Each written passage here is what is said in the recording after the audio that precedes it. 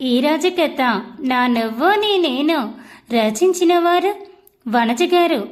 విమల అత్తయ్య యామిని ఆంటీ కూడా నా వంక డౌట్గా చూడటంతో ఓరిని అందరికీ నేనే దొంగలాగా కనబడుతున్నానా?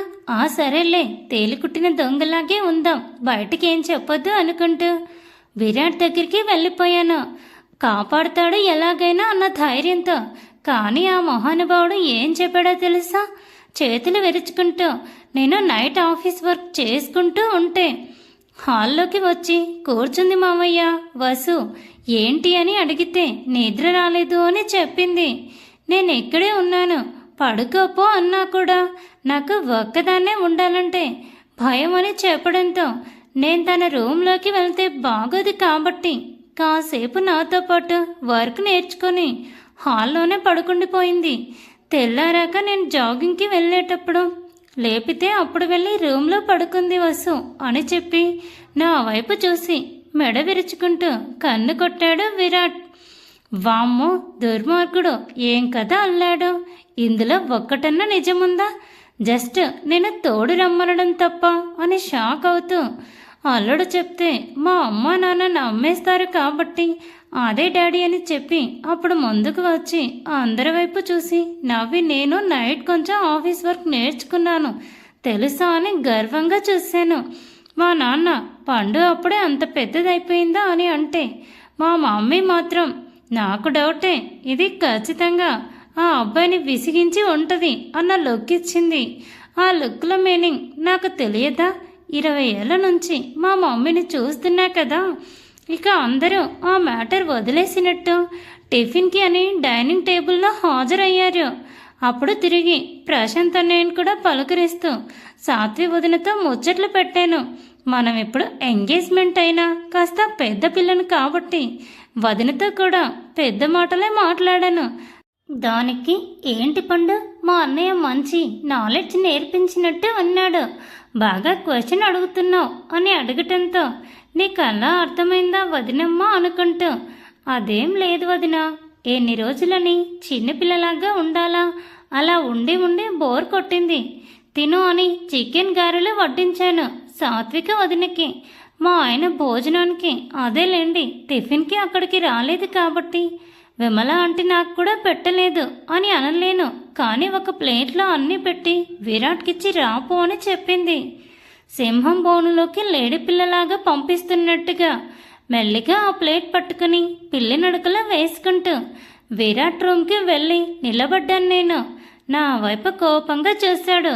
ఇప్పుడు ఈయన గారికి కోపం ఎందుకు వచ్చింది అనుకుంటూ విరాట్ టిఫిన్ అని చాలా చిన్నగా చెప్పాను. నా వంక అలాగే చూసి టవల్ తీసుకుని వాష్రూమ్లోకి వెళ్ళి ధడేల్మని తలుపు గట్టిగా వేసుకున్నాడు. అంటే దీని అర్థం నన్ను ఉండమనా వెళ్ళిపోమనా అని ఆలోచిస్తూ వెళ్తే అక్కడ సింహం మదిరుంది, ఆవిడ నోట్లో బలైపోతాననుకుంటూ ఆవిడని ఐస్ చేయడం కంటే నా ప్రియుడిని ఐస్ చేయడం చాలా బెటర్ అని భావిస్తూ విరాట్ మళ్ళీ దడేలని డోర్ ఓపెన్ చేసే వరకు అక్కడే నిలబడాలని ఫిక్స్ అయి కాళ్ళకి భూమికి మధ్యలో ఫెవికాల్ వేసుకుని మరీ నిలబడ్డాను. తీరిగ్గా అరగంట తర్వాత తల తుడుచుకుంటూ బయటికి వచ్చిన విరాట్ అసలు నన్ను కనీసం ఆ రూమ్లో ఒక బల్లిలాగా కూడా చూడకుండా నన్ను దాటుకొని మరి డ్రెస్సింగ్ టేబుల్ దగ్గరికి వెళ్ళి తల తుడుచుకొని ఏవేవో క్రీములు, అంటే మరీ అన్ని కాదులేండి, ఏదో మాయిశ్చరైజేషన్ స్కిన్ కేర్ చేసుకొని మళ్ళీ నన్ను పట్టించుకోకుండా నా పక్క నుంచి వెళ్ళి బెడ్ మీద కూర్చొని ల్యాప్టాప్ ఓపెన్ చేశాడు. విరాట్ అని బేలగా పిలిచాను, అయినా సరే ఐ డోంట్ కేర్ అన్నట్టు కనీసం పలకలేదు. కాదు కదా, కళ్ళు కూడా పైకెత్తలేదు. విరాట్ అంటూ మళ్ళీ ఫుడ్ ప్లేట్ టేబుల్ మీద పెట్టేసి ఎందుకు ఇప్పుడు నువ్వు నా మీద కోపంగా ఉన్నావని అడిగాను. కోపమా? అదేమీ లేదు, నీ మీద నాకెందుకు కోపం ఉంటుంది, స్వీట్ డార్లింగ్ అని అంటాడు అనుకున్నా. నా పిచ్చి మైండ్ యాక్సెప్ట్ చేస్తే సిగ్గులేదే నీకింకా? ఒక్కదానివే పడుకోవడానికి భయమా? మీ అమ్మ నాన్న వాళ్ళ రూమ్లో పడుకుంటున్నావా అని అడిగాడు. ఓహో, ఈయన గారి కోపం ఎందుకా అనుకుంటూ మరి నాకు భయం వేస్తుంది కదా విరాట్, ఒక్కదాన్నే పడుకోవాలి అంటే. అందుకే చిన్నప్పటి నుండి నాకు అమ్మ నాన్న రూమ్లో పడుకోవడం అలవాటు. నేనెప్పుడూ అమ్మమ్మ వాళ్ళ ఊరు నానమ్మ వాళ్ళ ఊరు హాస్టల్ అంటూ తిరగలేదు కాబట్టి నాకు ఒంటరిగా పడుకునే సిచ్యువేషన్ రాలేదు. ఇప్పుడు కొత్తగా దాన్ని మార్చుకోమంటే ఎలా మార్చుకోవాలి అని బేలగా అడిగాను. అవన్నీ నాకు తెలియదు వసు. నువ్వు స్ట్రాంగ్గా ఉండాలి.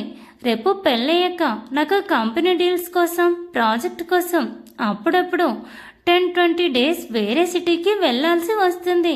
అప్పుడు నిన్ను కూడా చంకనెక్కించుకొని తీసుకెళ్లాలని విరాట్ కోపంగా అడగటంతో నా కళ్ళల్లో నీళ్లు నిండుకొని జలజల కిందికి రాలిపోయాయి. వసు, ఫస్ట్ ఆ ఏడుపు ఆపై అని కాస్త గట్టిగానే పిలిచి నా చెయ్యి పట్టి ఇంకా తన మీదికి లాక్కొని, నువ్వింకా స్ట్రాంగ్ అవ్వాలి వసు, నీలో చిన్నపిల్లల మెంటాలిటీ మానుకోవాలి అని విరాట్ చాలా మృదువుగా చెప్తుంటే అతని మెల్లో 2 చేతులు దండలాగా వేసి నాకిలా ఉండటమే బాగుంది అన్నాను. ఆహా, అంటే లైఫ్ లాంగ్ ఇలాగే చైల్డిష్ లాగా ఉండిపోతావా? నీకు పిల్లలు పుట్టి వాళ్ళ పెళ్ళైనా కూడా ఇంతే ఉంటావా అని విరాట్ అడగటంతో ఇప్పుడు నన్ను చూసుకోవడానికి మా అమ్మ నాన్న ఉన్నారు, మీ అమ్మ నాన్న ఉన్నారు, అన్నింటికంటే ముఖ్యంగా నువ్వున్నావు. ఇక నేను సీరియస్గా ఆలోచించాల్సిన అవసరం ఏముంది?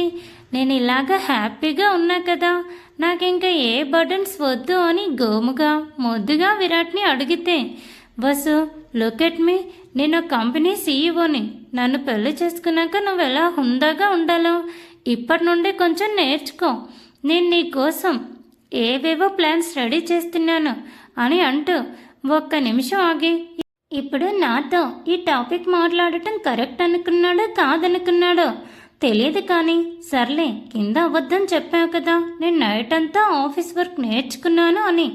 ఇప్పుడు ఆ పనిని నిజం చెయ్యి అని చెప్పి ఇంకా ఎక్స్ట్రా ల్యాప్టాప్ని నా ల్యాప్లో వేశాడు విరాట్ ఏడుపు ముఖం వేసుకుని. నేను చూస్తే కుదరదు, నువ్వు ఈరోజు మినిమం బేసిక్ కోడింగ్ నేర్చుకోవాలి అని పట్టుబట్టి కూర్చొని అతను మాత్రం తన పని చేసుకుంటూ ఉన్నాడు.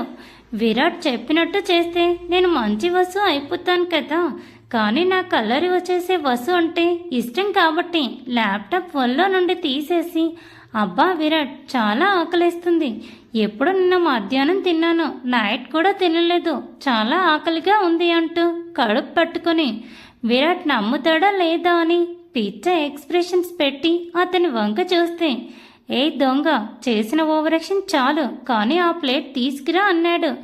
అమ్మయ్య అనుకుంటూ టేబుల్ మీద పెట్టిన ప్లేట్ తీసుకొచ్చి విరాట్ ఎదురుగా కూర్చుంటే గారె ఒక పీస్ తుంచి కర్రీలో అద్ది ఫస్ట్ పీస్ నాకే తినిపించి మళ్ళీ తను తినడం అయ్యాక అట్లీస్ట్ 2 hours అన్నా నువ్వు వర్క్ నేర్చుకోవాలి పండు, ఇట్స్ మై ఆర్డర్ అని చెప్పడంతో దిగ్గాలుగా ముఖం వేసుకొని సరే అంటూ తలూపాను.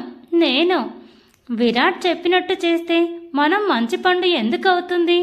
Thanks for watching. Please subscribe my channel.